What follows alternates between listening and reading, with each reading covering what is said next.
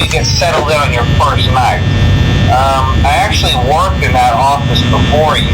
I'm finishing up my last week now, as a matter of fact. So I know it can be a bit overwhelming, but I'm here to tell you there's nothing to worry about. You'll do fine. So let's just focus on getting you through your first week, okay? Let's see. First, there's an introductory greeting from the company that I'm supposed to read. It's kind of a legal thing, you know.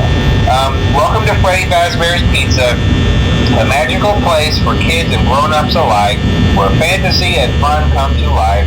Fazbear Entertainment is not responsible for damage to property or person. Upon discovering that damage or death has occurred, a missing person report will be filed within 90 days or as soon as property and premises have been thoroughly cleaned and bleached and the carpets have been replaced. Blah, blah, blah. Now, that might sound bad, I know, but there's really nothing to worry about.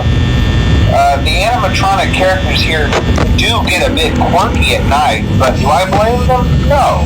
If I were forced to sing those same stupid songs for 20 years and I never got a bath, I'd probably be a bit irritable at night too. So remember, these characters hold a special place in the hearts of children and we need to show them a little respect, right? Okay. So just be aware, the characters do tend to wander a bit. They're left in some kind of free roaming mode at night. Something about their servos locking up if they get turned off for too long. They used to be allowed to walk around during the day too, but then there was the bite of 87. Yeah. It's amazing that the human body can live without the frontal lobe, you know?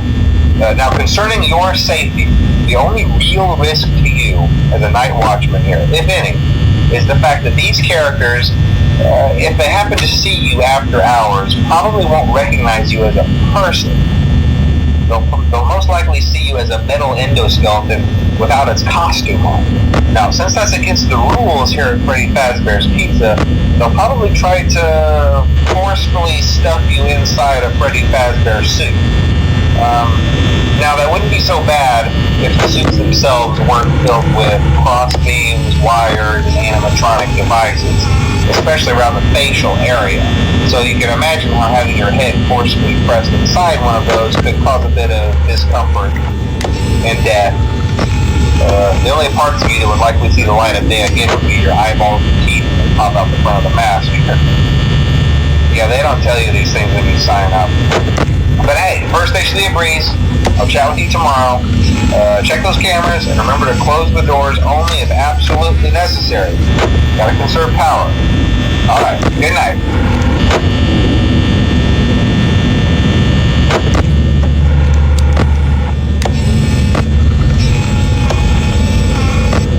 Esto es una mierda.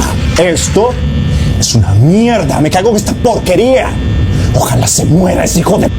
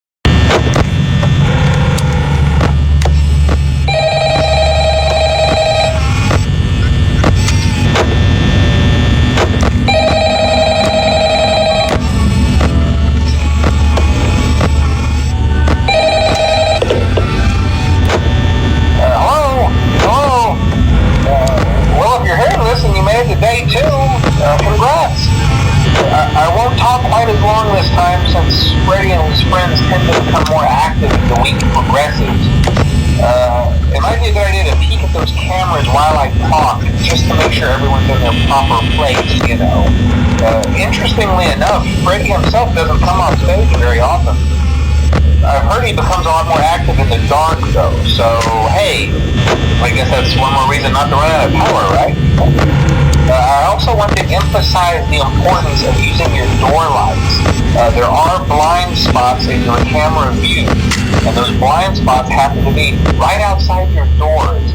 So if you can't find something or someone on your cameras, be sure to check the door light. You might only have a few seconds to react. Not that you would be in any danger, of course. I'm not implying that. Also, check on the curtain in Pirate Cove from time to time. The character in there seems unique in that he becomes more active if the cameras remain off for long periods of time. I guess he doesn't like being watched. I don't know.